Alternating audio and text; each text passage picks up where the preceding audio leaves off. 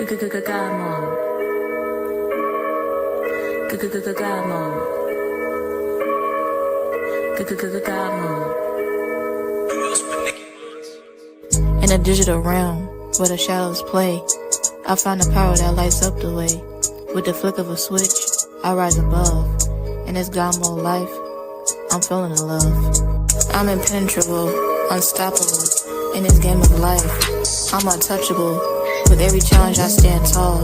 In God mode, I can conquer it all. No limits, no fears, just the thrill of the chase. I'm running through the night in a cosmic race. With every heartbeat, I'm breaking the mold. In this realm of dreams, I'm brave and bold. I'm impenetrable, unstoppable. In this game of life, I'm untouchable. With every challenge I stand tall. In God mode.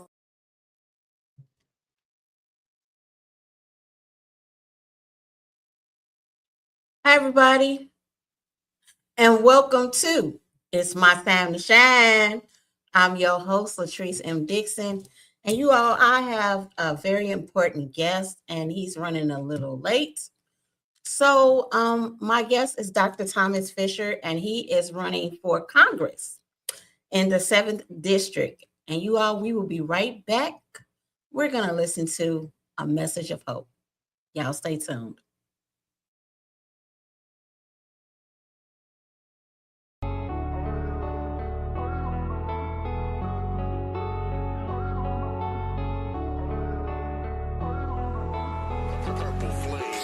I got a message for you.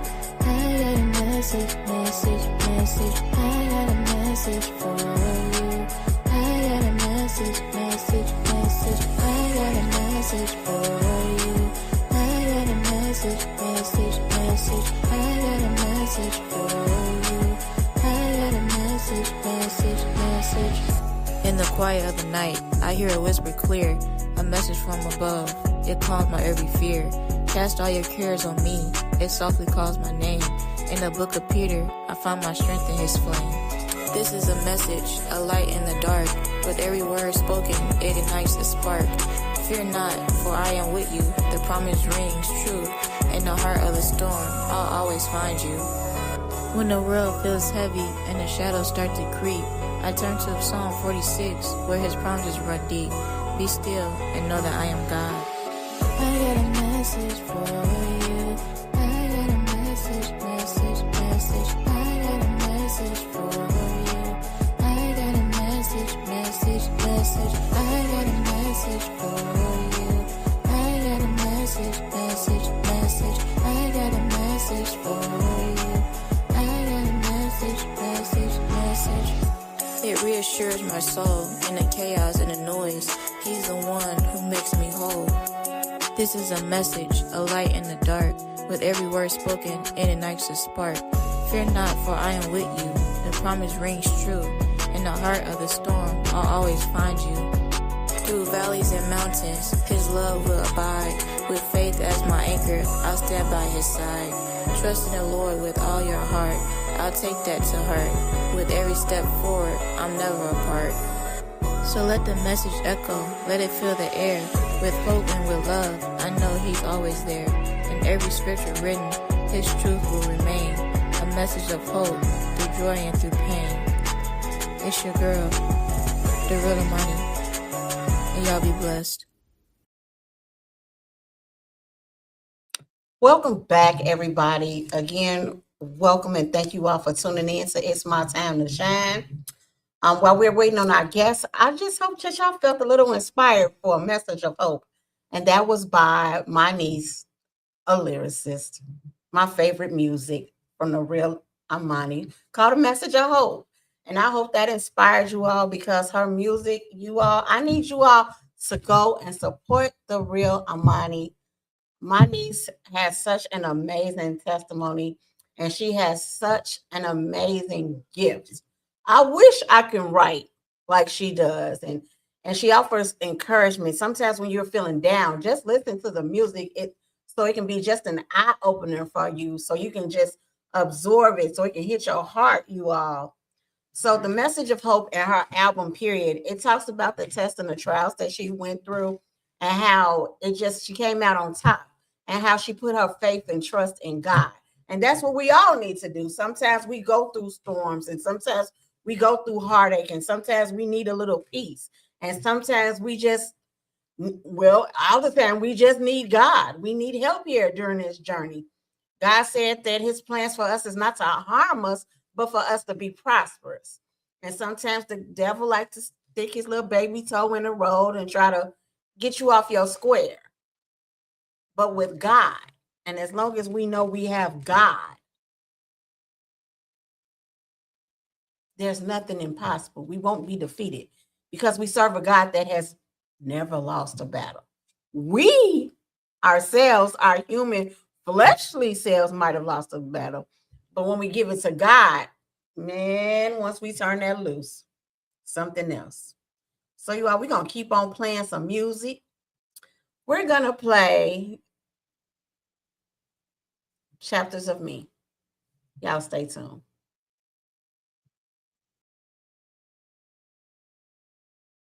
I want to take a moment to share my story with you guys, a journey filled with twists and turns and valuable lessons that have shaped me to who I am today. My story begins in a place that holds a special significance in my heart. This is my story, written in the stars, a melody of heartbeats, a symphony of scars. Through the highs and the lows, I learned to stand tall. With every twist and turns, I found my way through it all. In the shadows, I walked alone. Fighting battles, my heart turned to stone. Seizures crashing like waves on the shore. Meningitis knocked, but I'm still wanting more. A maelstrom tried to steal my light, but I'm rising up, ready to fight. This is my story, my voice, my song. Through the pain and the struggle, I learned to be strong. 5 schools, almost 1 fight, but I won't back down. I wear my scars like a crown. Bullied and broken, they try to define, but I'm more than their whispers, I'm learning to shine. Lies from my teacher, they cut like a knife, but I'm reclaiming my truth, I'm taking back my life. My father's absence, a void I can't feel, but I'm finding my strength, I'm learning to heal. In Psalms 139:16 verse 17 says, you saw me before I was born. Every day of my life was recorded in your book. Every moment was laid out before a single day had passed. How precious are your thoughts about me, oh God, they cannot be numbered. This is my story, my voice, my song.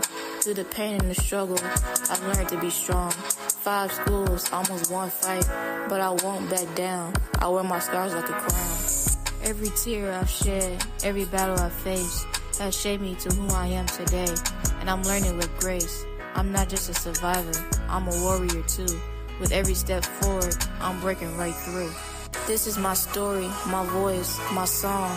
Through the pain and the struggle, I've learned to be strong. 5 schools, almost 1 fight, but I won't back down. I wear my scars like a crown. So here's to the journey, the highs and the lows. I'm writing my story, and this one glows. With every heartbeat, I'll rise from the ground. This is my story, and I'm finally found. It's your girl, Darilla Money. Y'all be blessed.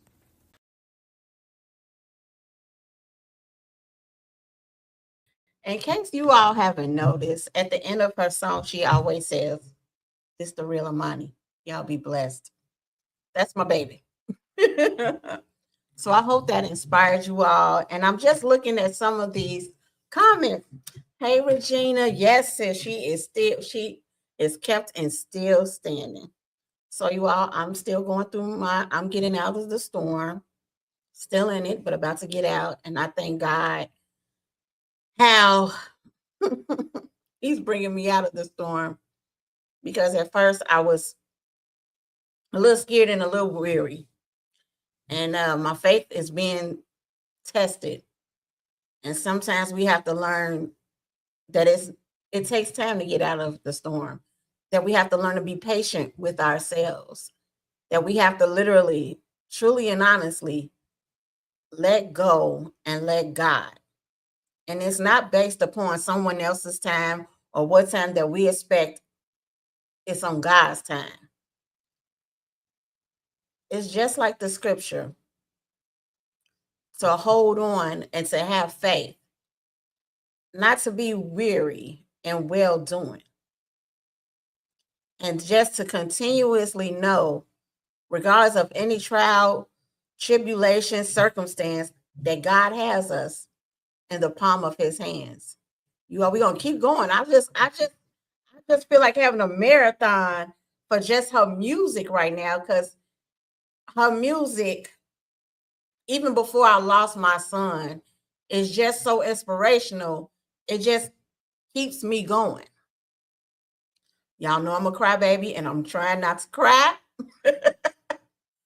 I need y'all to listen to this other song, Can't Stop Praising, because that's what I'm starting to do. And I feel like every time I praise God, a weight is being lifted off of me. So that's what we're going to listen to right now. Can't Stop Praising. Y'all stay tuned.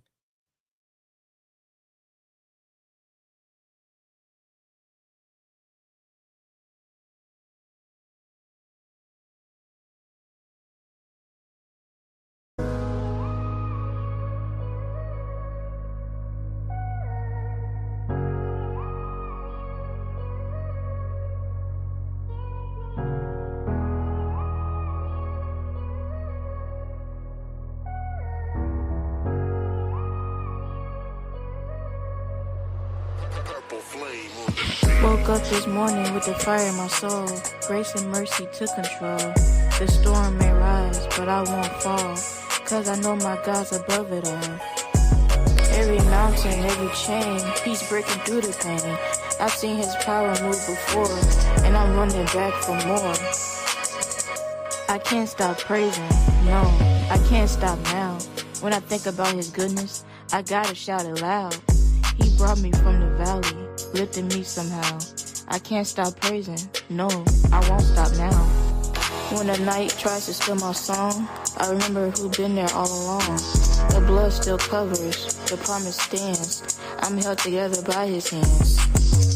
Every trial, every tear, he's been faithful year by year. I've seen his love, I felt his grace. Now I'm dancing in this holy place. I can't stop praising, no I can't stop now. When I think about his goodness, I gotta shout it loud. He brought me from the valley, lifted me somehow. I can't stop praising, no I won't stop now. Oh, the chains are gone, my soul is free. Glory, glory, you rescued me. From the ashes I will rise, singing hallelujah all my life. I can't stop praising, no I can't stop now. When I think about his goodness, I gotta shout it loud. He brought me from the valley, lifted me somehow. I can't stop praising, no, I won't stop now. No, I can't stop, won't stop praising his name. It's your girl, the real Amani. Y'all be blessed.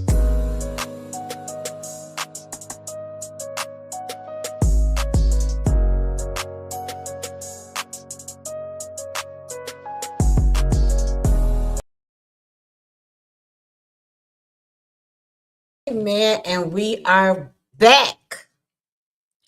Amen, Dr. Pamela Anderson. And yes, bro, I am a big old crybaby, and I am not ashamed of it. Reminds me of the prophet Jeremiah, the weeping prophet. Don't care, because I think about the goodness of God. And it's such a cliche. It's true when you think about what you went through and you're thinking about the goodness, how God woke you up this morning. Not only did he wake you up, but you was in your right mind. Not only was you in your right mind, but he protected you from hurt, harms, evils, and dangers, seen and unseen while you slept. He kept you. Not only that, you have your limbs, the activity of your limbs. You're in your right mind. You have a home and you're not homeless. You have food. You have clothes. You have a running toilet. You have running water. And on top of that, it's clean water. You have soap. You have a towel. You have towels. You have a TV. You have electricity. You have so many things. You have breath and you're not on an oxygen tank. You can hear. You have a heartbeat. You're alive. You have a job, or maybe you're working from home, or maybe you can just rest and relax. And then if you're sick, how God is working through your sickness and healing you. And I want to dedicate this to y'all. That's right. Can't stop, won't stop. That's right, sis. And that's right, sis, too. You all, I'm just thinking about this. Like, can I just be transparent with you all? While I was on my break from this show, and actually coming back, I was very weary. And I was going to give up doing this show recently. As far as actually over the weekend, I was thinking about what would my last show be. I was asking and questioning, am I really reaching the people? I was questioning, am I really doing what God wants me to do? Just a lot of doubt and fear came upon me. And I remember God whispering to me, I have not given you the spirit of fear.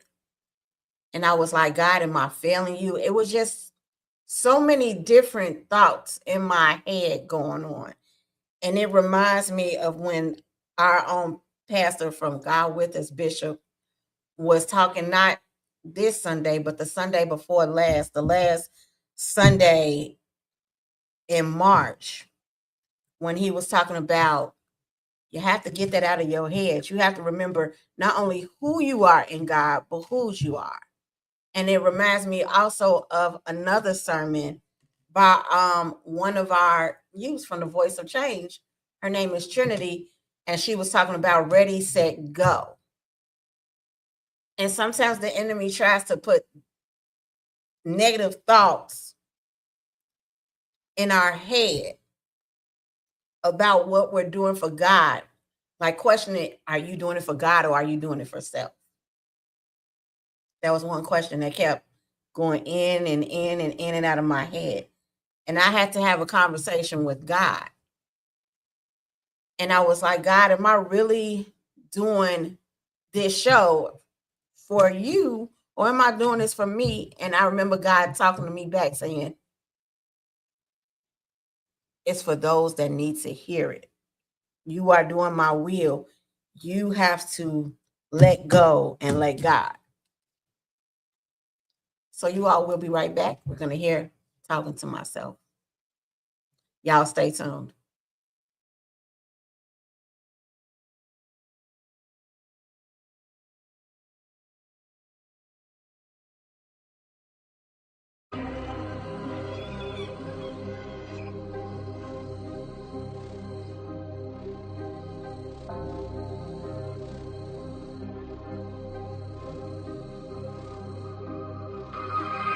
I looked in the mirror this morning, saw a face I barely knew. Tired eyes, heavy heart, Lord, I don't know what to do. But you whispered through my silence and said, child, I see you still. Even in the cracks and the shadows, you're working out your will. It's just a mirror talk, but you're in the room. When I can't stand tall, you carry me through. I speak the truth through tears and flaws, and somehow I feel your love in it all. Oh, this is mirror talk. It's a holy place where brokenness meets amazing grace. I told the mirrors my failures, the dreams that slipped away, but you reminded me gently, my mercy's new each day. I named my fears and questions, the guilt I tried to hide, but you said I already knew, and I never left your side. It's just a mirror talk, but you're in the room. When I can't stand tall, you carry me through.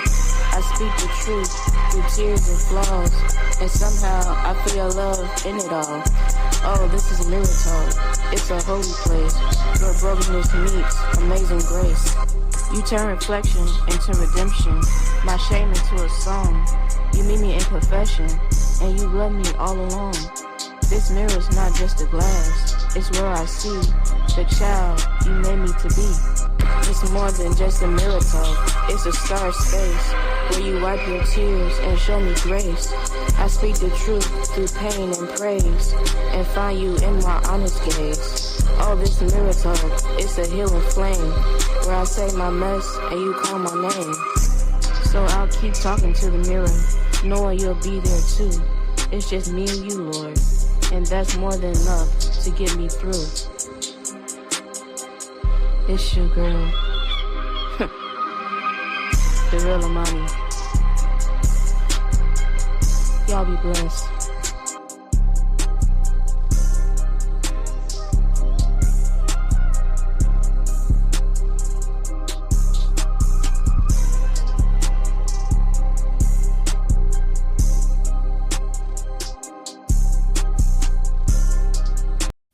Memories haunt me like a ghost in my mind, reminding me of the pain I left behind.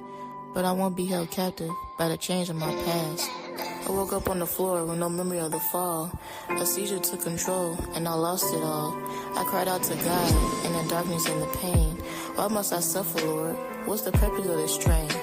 But I still hold on to the hope that you provide. A promise of healing, a love that won't subside. In my pain, I'll seek your face and trust that you'll bring me to a brand new place. 4 times I've fallen, 4 times I've cried, but each time you lifted me and helped me to get by.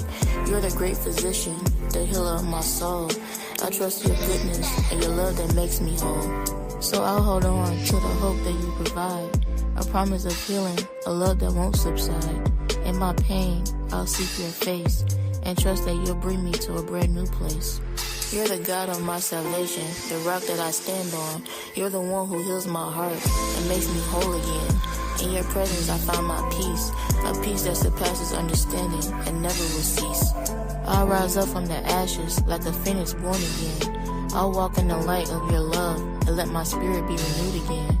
You're the God of miracles, the one who heals my pain.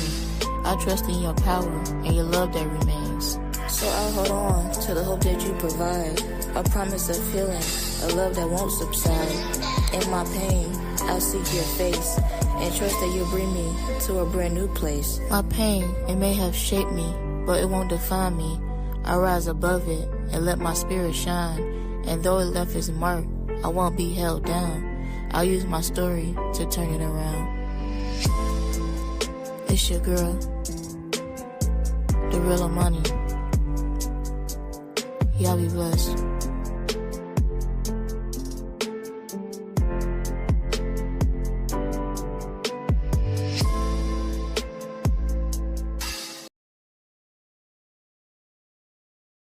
So guess who I have? Special guest. I met him briefly when we were doing the forum, and I was a moderator. And I don't believe that we had enough time really to get to know the candidates. And I have one of the candidates, Dr. Thomas Fisher. Thank you for having me. And I appreciate him coming on. So you all, I just want to give you all a brief synopsis of what I have learned so far from meeting him and from his whole demeanor. He's very patient. Yes. He's very calm. Always. I like the research that you're doing. I like how you're trying to give back as far as healthcare because you're a real doctor. That's right. And you're an emergency doctor at UIC. University of Chicago, so on the south side. Yes. Yes. My son been there plenty of times. He used to have asthma. So you probably met me back younger. We may have met, yeah. You know, so everybody introduced to some and to others that may not know. This is Dr. Thomas Fisher. Thank you. It's And great to be here. Thank you so much for coming. And he's running for Congress for the 7th District, correct? Correct. Okay. So, Dr. Thomas, you were born on the South Side and you attended Kenwood. I did. I'm a Kenwood. I hope there's some Broncos in the audience. All right. You mentioned my calm demeanor. That is both by practice and by birth. You know, in the emergency department, when things are falling apart, you don't have an opportunity to be hysterical or upset or turn up. You always have to turn down. You have to be the one in the room that's calm, that is thinking things through. And so, look, I'm a normal person. I get angry and scared and sad. Mhm. But in my training, what I try to do is put that aside and be in the moment. When I was at Kenwood as a shorty, you know, I don't want to fully date myself, but back in those days, it was some of the most violent moments in the history of Chicago. Yeah. that was back when people were getting knocked off for starter jackets and Jordans. Yeah. And, you know, that's partially when I started practicing this, because when a spot would get hot, you couldn't be, Yeah. you had to say, okay, how do I get out of this situation? Or what is it that this situation is? How do you assess it before it even starts so that you don't have to be stuck into something that you don't want to? But like, that's when I first got my love of learning. Okay. I had Ms. Brown was my Black history teacher. Okay. And what I remember was she asked us one day, are y'all Democrats or Republicans? Dang, she was blunt. We 16, we can't even vote. Right. Right. So she's not asking, are we literally one or the other, but she's really just probing, what do you know? Mm-hmm. And we didn't know. Exactly. We didn't know.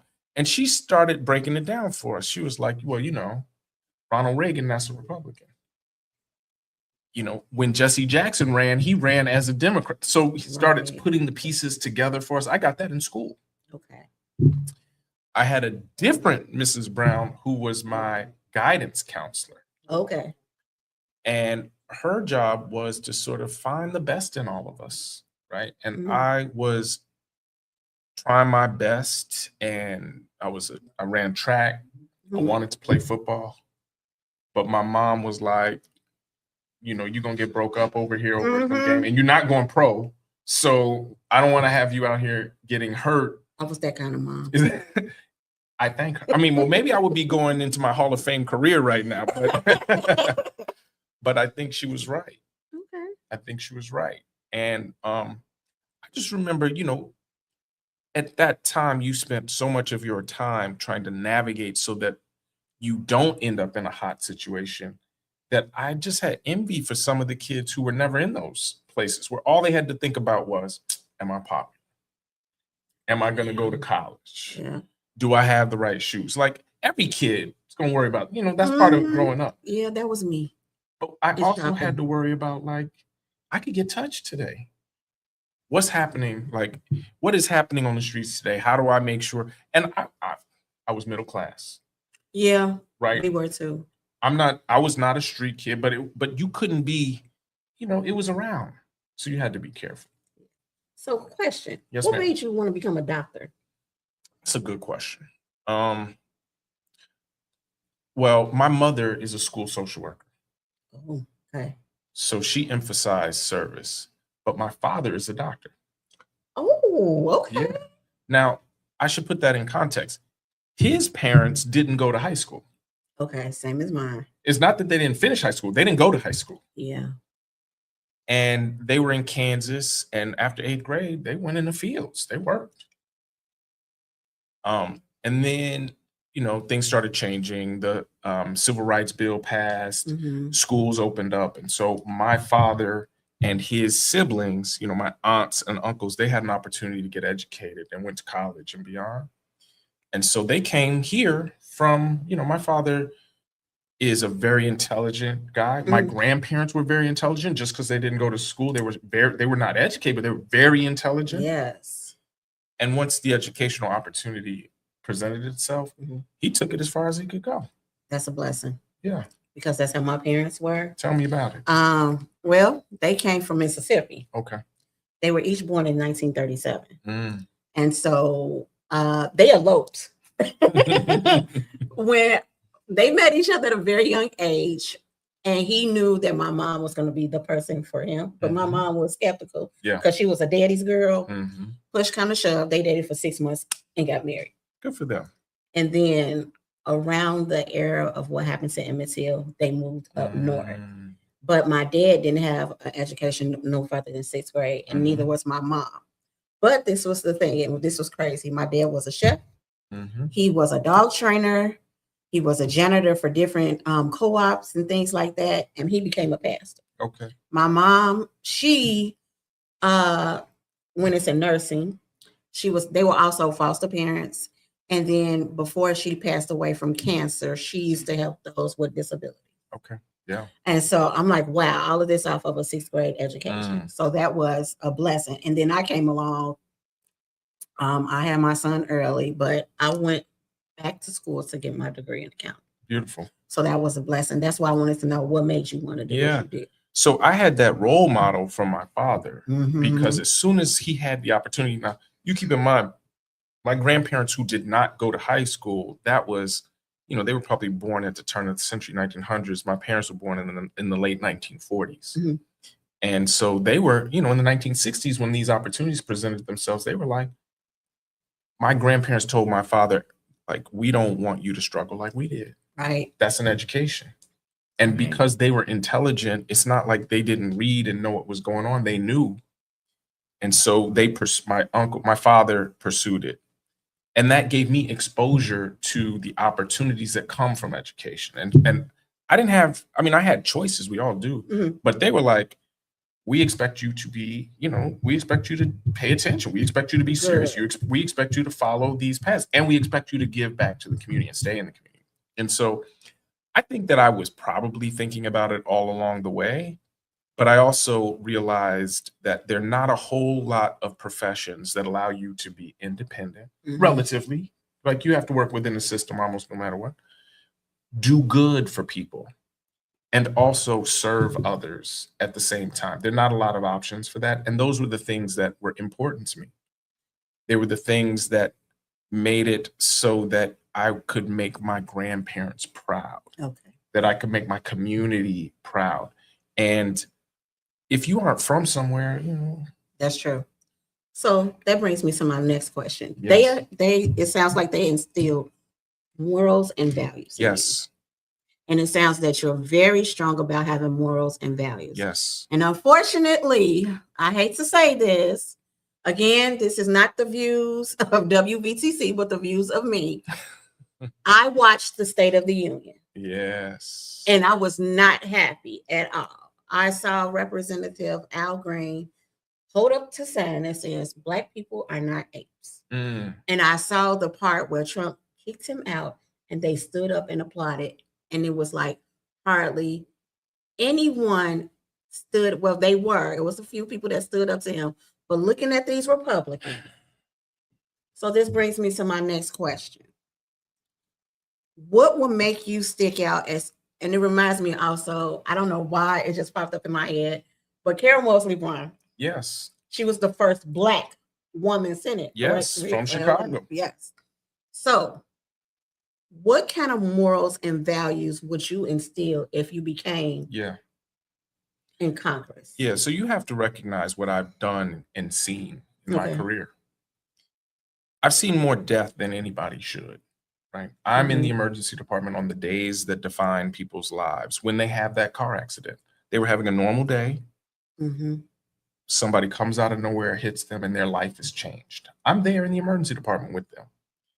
I was there when people had their lives changed for COVID. I'm there when grandma has that stroke. When the child has the gunshot wounds. And what I've learned when you are there in those moments, that all we have is each other, that we all want the same things in life. And that if you're not willing to stand up and protect each other, then you don't know what this life is about. Mhm. And so I've committed my life to those things. Okay.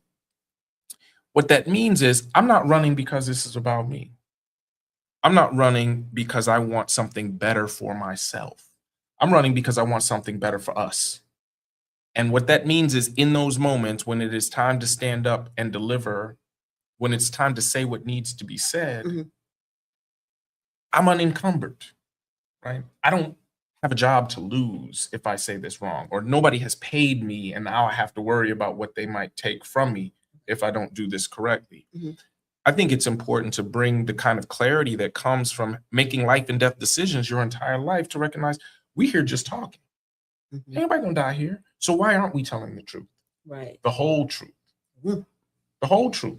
The uncomfortable parts of that truth. So when Al Green was like, Black people are not apes, that was from Trump calling Barack Obama and Michelle Obama animals. Right. That's straight racist. If we can't say that kind of language, like, oh, this was regretful, we hope they don't. No, this is racist. Right. Just like they did at the BAFTA Awards. Yes. When that man was screaming out and he blamed his Autism. he said that he had Tourette's. Yeah, was something. There you go. Tourette's. There it was. Yeah. That's unfortunate.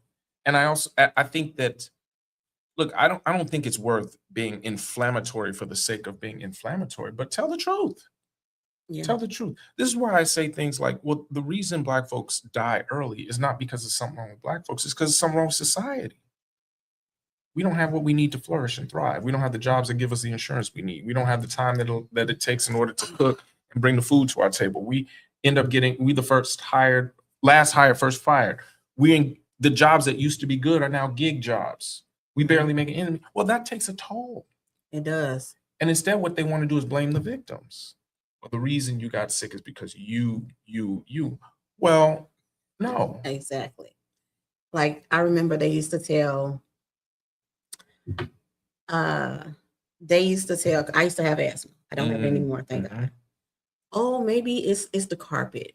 And then they tried to say, oh, maybe it's the air that you're in. I'm in the same air you are.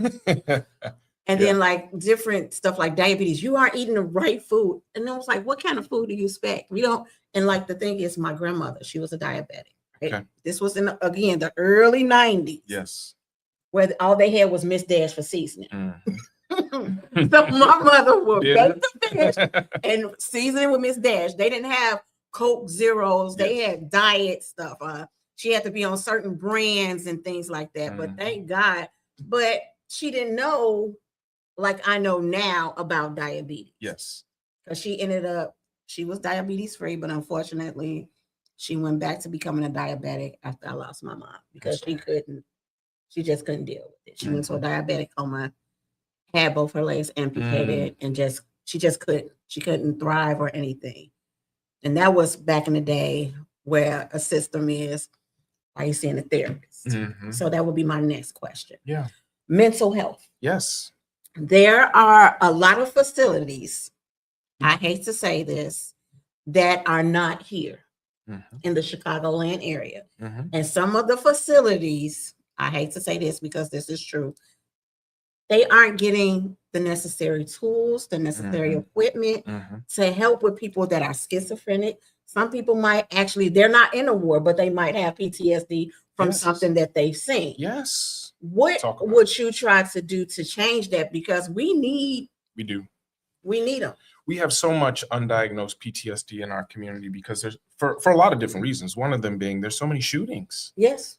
If you are a young person and you've seen one of your friends have their life changed in a split second, that changes you.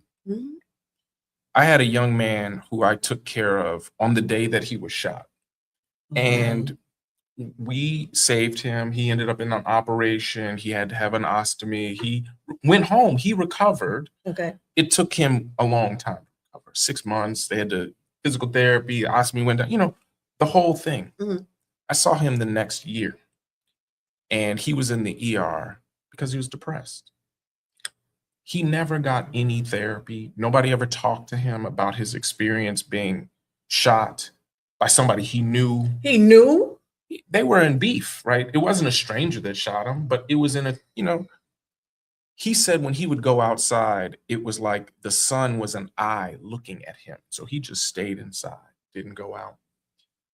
We don't have the mental health resources that we need that speak the language that people need to speak in order to help us recover from the trauma. And this is the victim. What about his brothers and sisters? That is true. His classmates who saw somebody's lives change, who now recognize that in a flash, it could be all changed. Beyond that, part of the problem is we don't have enough resources because we don't spend the money on it. Most people who need mental health resources don't get it because most mental health resources are paid by Medicaid. And Medicaid covers a lot of people and it pays enough for them, but it doesn't pay at the same rate as Medicare or private insurance. And so that means the hospitals, the clinic, the outpatient settings that accept Medicaid dollars often are barely getting by. They can't hire more doctors. They can't hire more nurses. Okay. They can't expand their services even as demand goes up. And so, if you're rich and, something terrible happens, you're in a car accident, you have PTSD, you pay cash. Yeah. Oh, okay. We have a question. How do you plan to implement mental health management in low-income community schools? So that comes back to, Great question, Danielle. it's a great question. There's a lot of ways where we can co-locate physical and mental health in our school systems. The Okay. Chicago Public Schools and other schools are doing some of that now. Some of that also comes with bolstering the support for Medicaid so that it doesn't pay what it pays now. It pays more so that they can expand services. Right now, we're going the other direction. They cut Medicaid Mhm. for 17 million people, and they cut it by saying you have to redetermine more often, paperwork. Right. They make it so that, people who have jobs, they just make a little bit more. Now you off Medicaid, even though that job doesn't offer you insurance. Mhm. The only way they end up cutting Medicaid is by not delivering the care to people who need it. People who need health care now don't get it. It's not like when you lose insurance, all of a sudden you're healthy. Exactly. You just now don't get what you need. And so when you bolster Medicaid, that gives you opportunities to partner with places like Chicago Public Schools or the other public schools in the system in order to embed some of the mental and physical health resources that teens and students Okay. need. Mhm. That's beyond a school nurse. Like sometimes, I mentioned earlier, my mother was a school social worker. Right.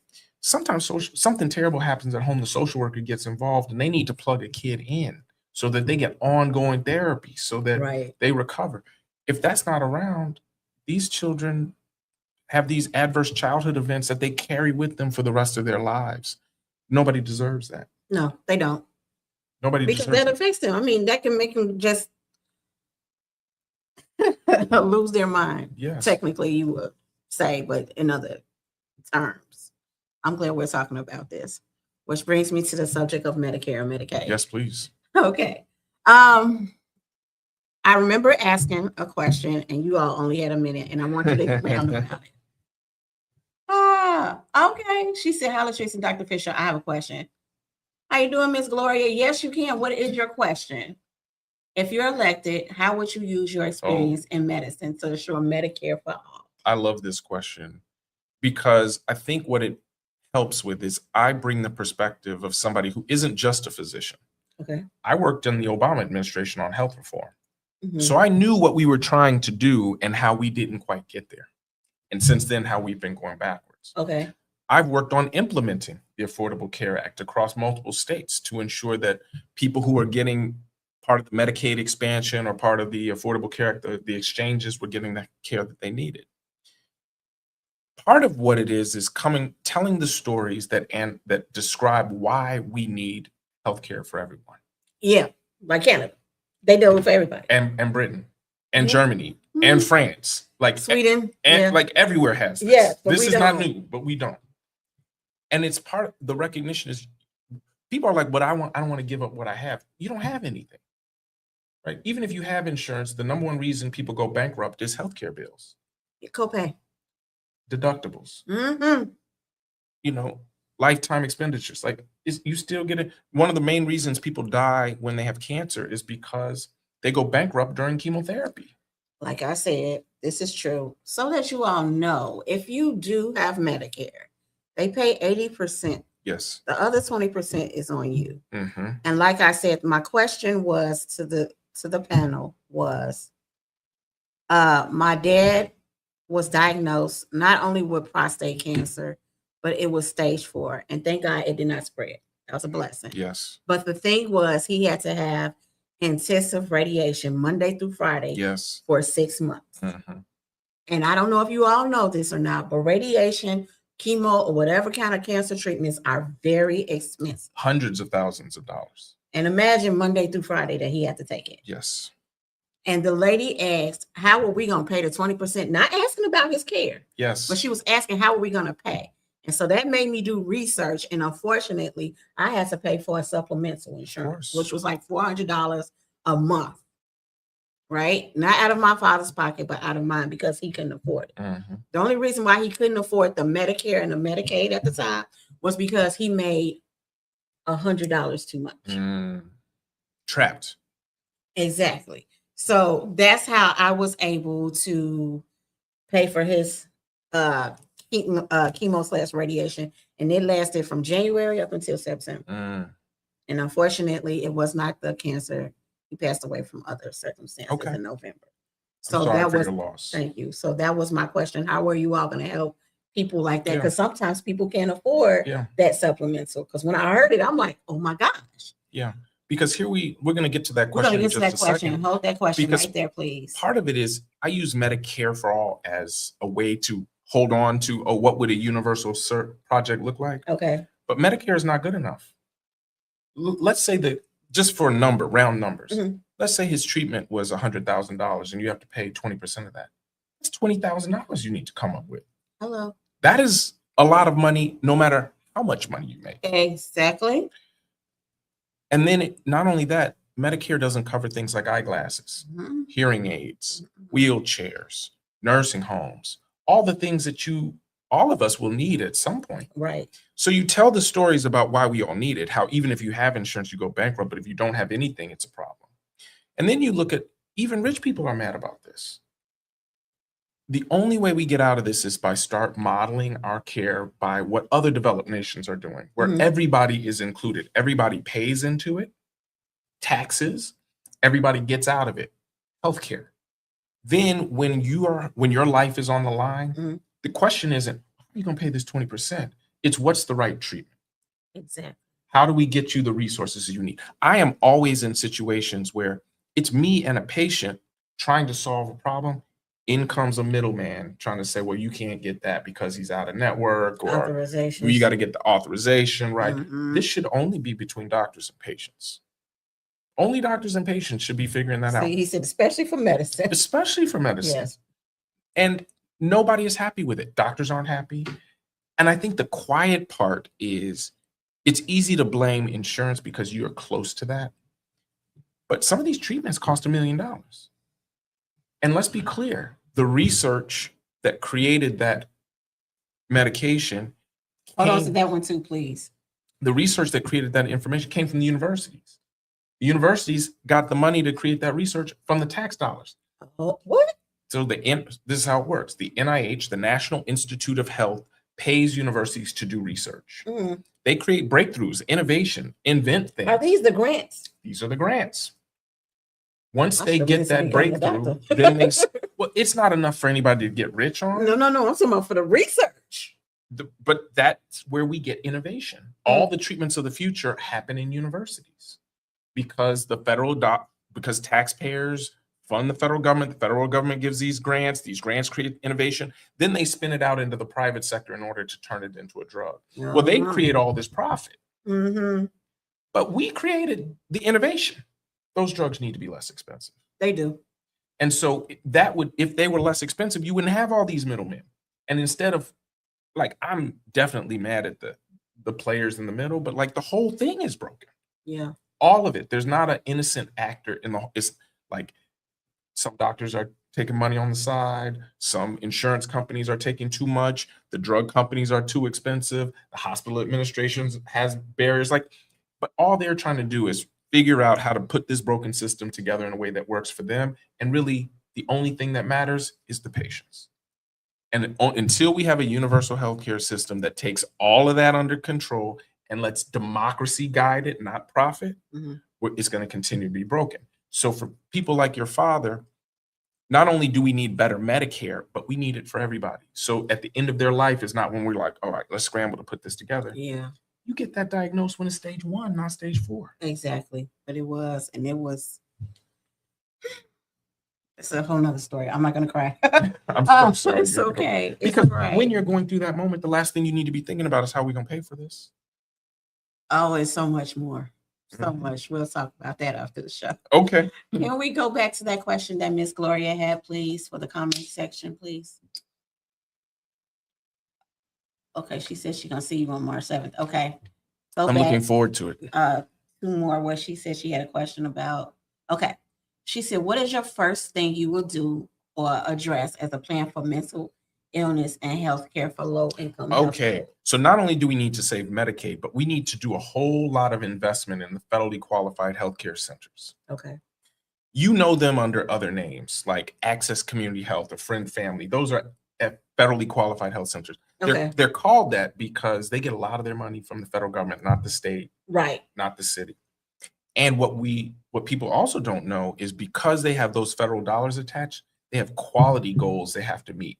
Are you vaccinating the children appropriately? Are you screening women for cancer appropriately? Are you making sure high blood pressure and diabetes are done? And they have to report that.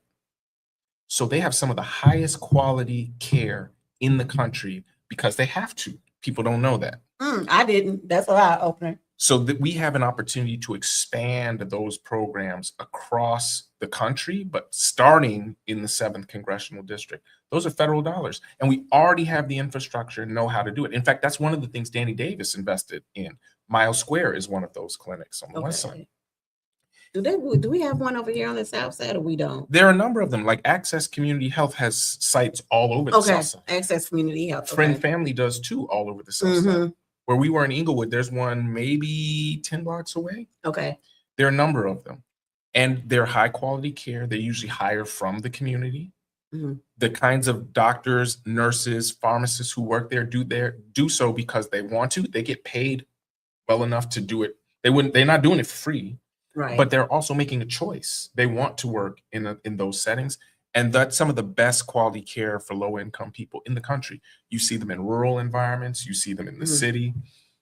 They're a very high quality option for people who need care. And many of the academic institutions partner, like Mount Sinai and Rush partner with Access. So does the University of Chicago. So it helps to create a full network of care. So you can get primary care in those settings. And then if you need an operation or something more, you can refer out to those institutions and back. That's one way to solve it. Okay. So one of the young gentlemen, Dante, you met him on the forum. He was one of the Gen Zs. He was one of the Gen Zs. I remember. He wanted to know, have you ever helped someone personally? Help them in what way? And what kind of way, Dante?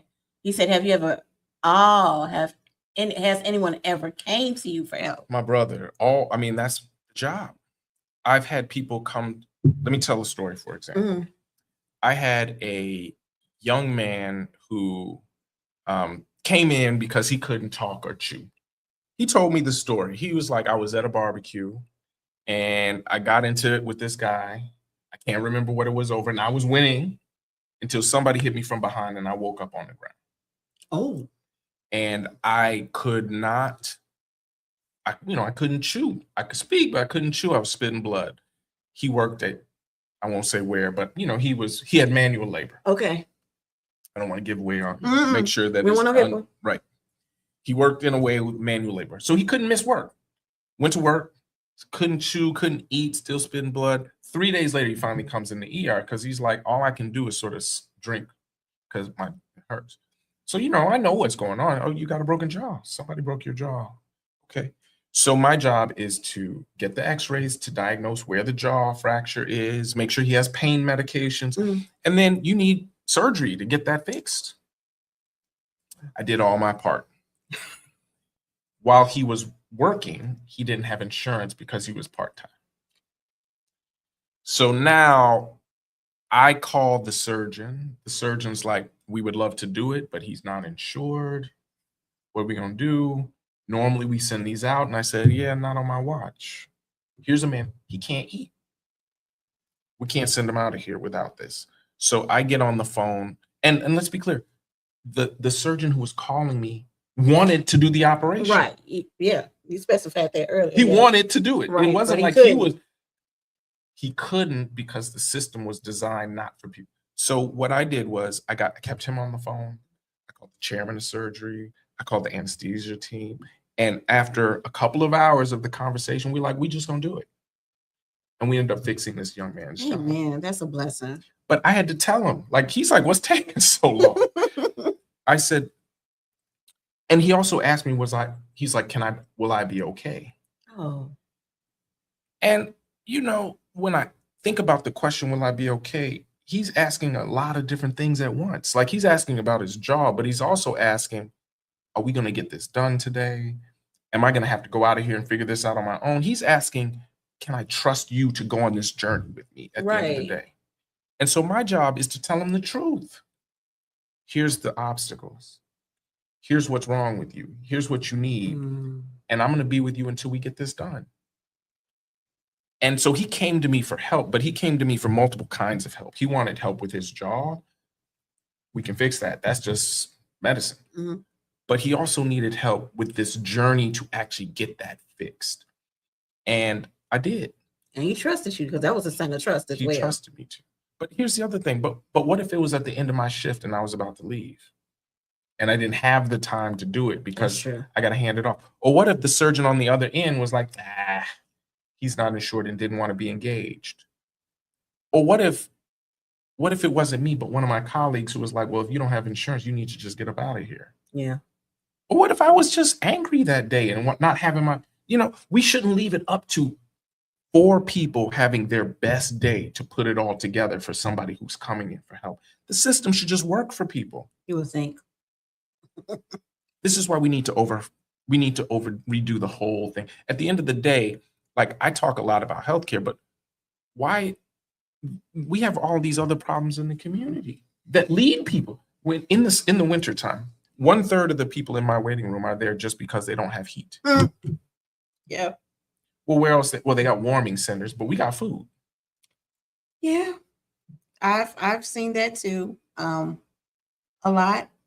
I work for Medicare and Medicaid. Okay, So one time, I'm not gonna say what insurance company I got. They called me. Now, mind you, I do the finance side. So customer service gave the man my number. The man was in a wheelchair. He was on dialysis. His dialysis was his kidneys were so bad that he had to go every other day. Yeah. Transportation was supposed to pick him up, and he missed 2 already. Uh-oh. So he was crying. You know what I did? What'd you do? I called him Uber. He said, "No, you're not." I said, "Yep, you got to put you on my account." And I got him. And he called me back and he told me thank you. But that broke my heart. Yeah. So obviously the system is, like I said, it's just broken to me. It's broken. Because people need help, not only sometimes on the Medicare, Medicaid side, it's just services, period, that I needed. Everything from sometimes going to the doctor. Yeah. Sometimes people have to choose between rent and medicine. No question. Because medicine is ridiculously high. So, my show usually ends in 3 minutes. I'm here with you. We're gonna extend it just a little bit more because the people want to know. Yeah. We're gonna take a quick break, you all. We're gonna listen to something called "Faith Over Fear." That's my song. By the Real Amani. Y'all stay tuned. We'll be right back.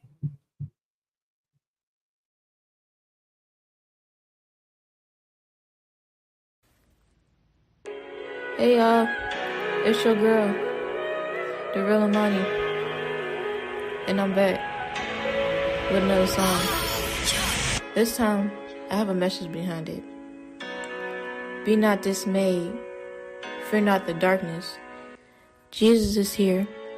He walks beside us. Gracious is He through all of our weakness. Don't let your fear of what could happen make nothing happen. But don't fear failure. Fear being in the exact same place as you are today. I don't want to go through the motions. I don't want to go one day without you all consuming passion inside of me. I don't want to spend my whole life asking, what if I had given everything instead of going through the motions? How's this? All I know is I'm not at home yet. This is not where I belong. Take this world and give me to Jesus.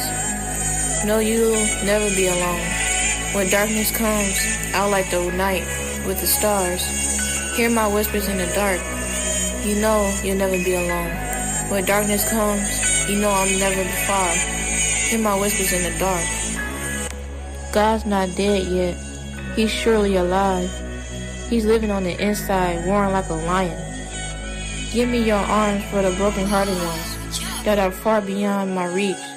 Give me your heart for the ones forgotten. Give me your eyes so I can see. Even when the rain falls, even when the flood starts rising, even when the storm comes, I am washed by the water. Oh Jesus, my Jesus, just a whisper of Jesus and darkness is erased. What name has power to empty the grave? Banishing cowardness, making us brave. Only Jesus can do that to us. Come and see what the Lord has done for me. He has taken away my sorrows, and now I'm free. God has given me victory. He has given me victory. Come and see what the Lord has done for me. He has taken away my sorrows, and now I'm free. Because of Jesus every day, I can say that I'm blessed to see another day. And without faith, you never know what God can do for you. He always has a plan. With Jesus by your side, you never be alone. When you hear your cries, He knows what you need. Just know faith without works is dead, and that if you put your mind to it, you can do anything that you want to do. It's your girl, The Real Money. Y'all be blessed.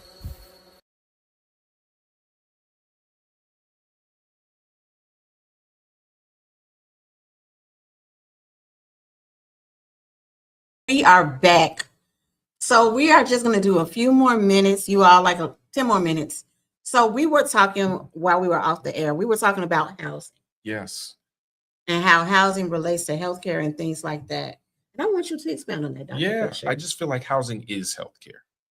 It is impossible to remain healthy if you don't have stable housing, if you don't have a safe place to lay your head at night, Mhm. if the housing you have has lead pipes or lead in the paint, Mhm, or mhm. is got black mold, or has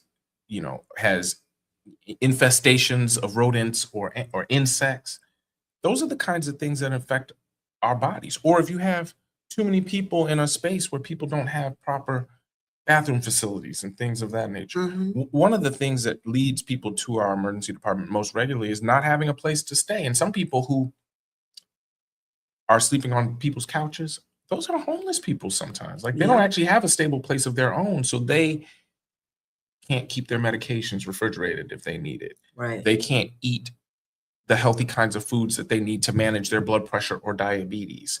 They don't have a safe place when it's too hot outside in the summer, too cold in the wintertime. Those are the things that affect our bodies, not just in the short term, but it adds up in a toll over time. Stable housing also means affordable housing. Yes. We know that in Inglewood and in West Garfield Park, two Black neighborhoods, people are paying 60% of their income on rent. Mm-hmm. Okay, if you're paying 60% of your income on rent, how are you affording medicine? What happens if your car breaks down? Exactly. That's not stable. At all. Those are the kinds of things that lead us to be sick and injured more quickly because now you're working two jobs. Mm-hmm. Now you don't have time to rest properly. Now you don't have health insurance because you're scrambling to put things together. Stable housing is one of the cornerstones of having health. Okay. And we often can't even discharge people home if they've had surgery, if they have nowhere to go. How are you going to convalesce and heal your wounds if you have to carry your bags from place to place to figure out where you're going to sleep that night, or take medications on a regular schedule when your life isn't regularly scheduled? Right.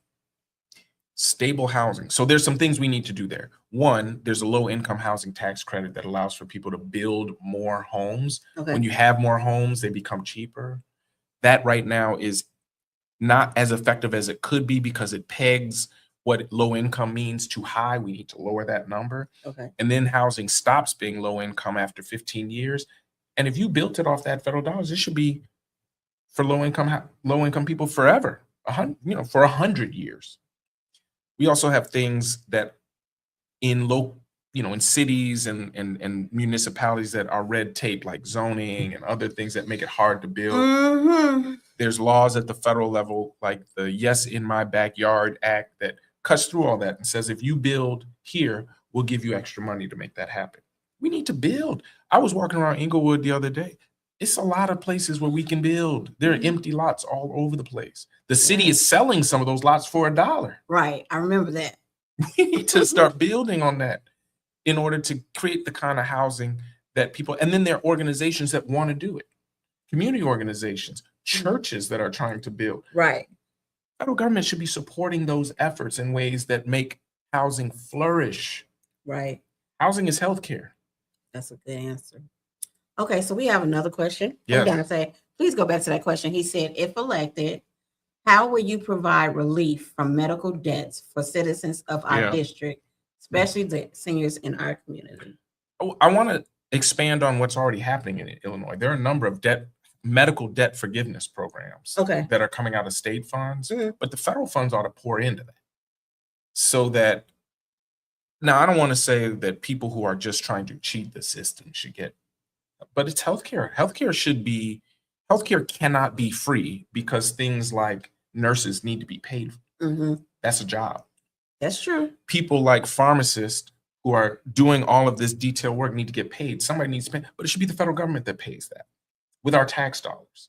And then if you have debt as a function of because you got healthcare that you needed, Mhm. that shouldn't cripple your future. Those things should be forgiven. Now, it's a little bit like medical education to me. Like education, if you take loans and you have done things for like 5 years to just, you've made some payments, you're showing you're good for, forgive that. I Get rid need of you to that. be president so you can get You some. get rid of that. Because I'm still paying on mine. Woo. Quietly, me too. Yeah. But I think that is what people who are contributing to society, and everybody should not have to go bankrupt because they're sick. They should not go bankrupt because they get an education. Those are the kinds of things that we need people to be full contributors to society, and that means protecting them from those things. Yeah. The government should be providing things like childcare, housing, support, healthcare, education. Those are the basics. Those are the foundation. People who are hungry should not be hungry in the wealthiest society the world has ever seen. Ms. Williams said, when purchasing a dollar lot, you are not able to build after 5 years. Oh, After 5 years, or you have to wait 5 years? I don't know. I will have to do some research. I don't know. I know that part of the reason they hold those lots, and you have to qualify. They're not just selling them Right. to any old body. You have to describe a plan. They want them developed. Again, that's not federal, that's city. Mhm. But I also know when you walk around these communities, there's a lot of space. It's a lot of space. Some of them are privately held, but some of them are not. Some of them are people Okay. who are speculating or waiting or had a home on it and the home got, there are a lot of different reasons those things are empty, but there's a lot of opportunity. Okay. So you all, we only have 2 minutes left. So Dr. Fisher, Yes. I want you, again, be yourself. I always tell people be yourself because we like your true, authentic self. And so far you have shown that. Why would we vote for you? Okay. You would vote for me. So look, I can't fix what's wrong with society from the hospital, Okay. but I can see what's wrong with society in the bodies and lives of the people that come to me in the ER. And I know that we need moral leadership right now. We need the kind of moral leadership that knows that we need to get Medicare for everybody. We need a universal healthcare service for everybody. Everybody needs protected when they're sick and injured. Mm-hmm. We need to make everyday things more affordable. Trump's tariffs are making things expensive. We don't have enough housing. We just started a war over nothing. Now we're spending billions of dollars fighting a war that we don't need when we need those dollars in our community to help things get cheaper. And we need to abolish ICE. If you vote for me, I have the clarity and the courage and the willingness to step forward in this moment, because this isn't a job for me. This is a calling. Just like taking care of sick people is a calling. Mhm. I'll go to Washington, D.C. and be a very clear advocate for this district, for everybody in this district, but in particular, I'm a Black man.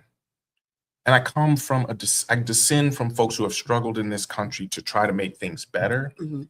And I see myself as a part of that unbroken chain. I want to honor my ancestors and my community in the work that I do in the ER and the work that I will do in DC.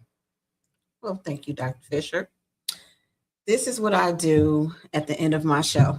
This is with everybody. Okay. I need you to point at yourself and say, it's my time to shine. It's my time to shine. It's my time to shine. You all point at yourselves and say, it's my time to shine. And you all have a great day. Thank you all for tuning in. Tune in next week. Have a blessed week. Bye, y'all.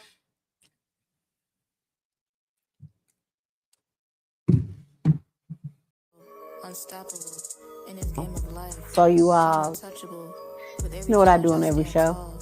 In God mode, I can conquer. What are you gonna say? No limits, no fears, just the thrill of the chase. I'm running through the You night all in a cosmic race. With every heartbeat, You all point at yourselves and say, it's my time to shine.